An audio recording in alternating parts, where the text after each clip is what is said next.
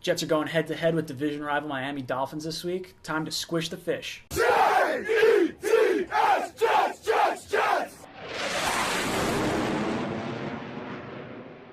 All right, Jet fans, those hated Miami Dolphins come to town looking to, have a shorter game than they did last week. 7 hours and 8 minutes. Fucking madness. I don't know how anyone stayed through that game. I would have left at like the 5-hour point. I've been like, all right, I'm fucking done getting out of here. Whatever. I don't know if you could take many of the stats from that game on either the Titans or the Dolphins side and say, hey, this was a good indication of how teams perform. When you have basically a game off in between your first half and your second half, you can't really judge too much on that. But anyway, we'll try to get into it. Kenny Stills is going to be the big target for the Dolphins this week. Last week he had 4 of 5 receptions, 106 yards, and 2 touchdowns. Tremaine Johnson likely going to be covering him. Johnson last week had a little bit of difficulty covering some of the crossing routes, so hopefully they give him a little bit of help in that regard. Hopefully he can lock him down a little bit better. Hopefully it's just shaking off some of the rust. The Finns ranked top 10 in both pass blocking and run blocking last week.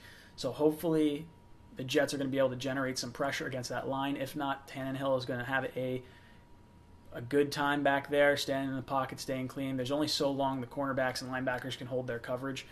I believe he was the 11th best in adjusted completion percentage. So not exactly what we want to hear. But hopefully we get some more big-time pressure out of our safeties, out of our linebackers, out of our front line, and kind of rattle Tannehill a little bit. I don't believe Drake is going to have a good game. I think we have such a good defensive front 7 that we'll bottle up anything they try to run. On the defensive side for them, Minkah Fitzpatrick had the highest grade according to Pro Football Focus with a 75.6. So it'll be interesting to see if Darnold tries to steer away from his direction on when we're on offense. Be interesting to see. I'm not exactly sure how I want them to attack. I know how I want them to attack. I want them to do the same thing they did against Detroit. All right, on the Jets. It seems like the bread and butter for Darnold has been his quick passes. He posted 142.2 passer rating when he had throws of 2.5 seconds or less. So you're talking quick slants, bubble screens, those types of plays. Get the ball out of his hands fast before the defense can really react.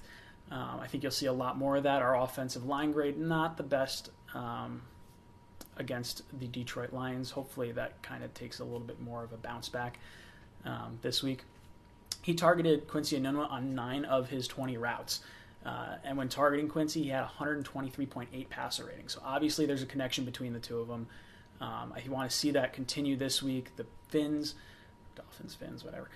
Dolphins pass defense is ranked 25th right now, so hopefully Darnold can take advantage of that. Hopefully our receivers will run wild on him, and we can have a nice, crazy shootout in the end.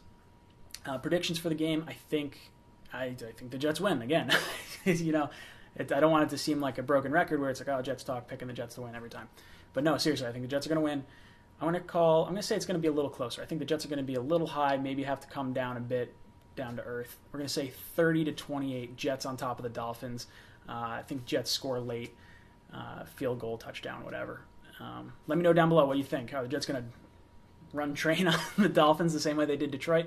Or are they going to, narrowly squeak it out? Or will the Finns come to play and put the Jets back in their place and bring all my hopes and dreams and, tears back to reality? As always, guys, go Jets. Jets!